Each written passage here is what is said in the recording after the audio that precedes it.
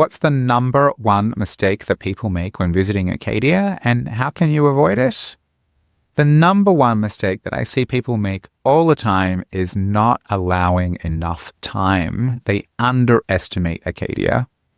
Acadia National Park is actually the 5th smallest national park in the United States. However, that doesn't mean that there's not a lot to do.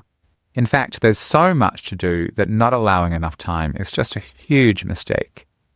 For one thing, the national park isn't limited to just one area. It's spread out over much of Mount Desert Island, but many people skip the Shudik Peninsula, which is just across the bay, and it's equally beautiful. There are several really great hikes and stunning coastline around the peninsula that I highly recommend. On Mount Desert Island alone, there's just so much to do. There's hiking trails for every ability level, from a short stroll to the shores of Jordan Pond, to hikes that are classified as non-technical climbs, if that's your thing. There are miles of historic carriage roads throughout the park to explore on foot, on bicycle, or by horse carriage.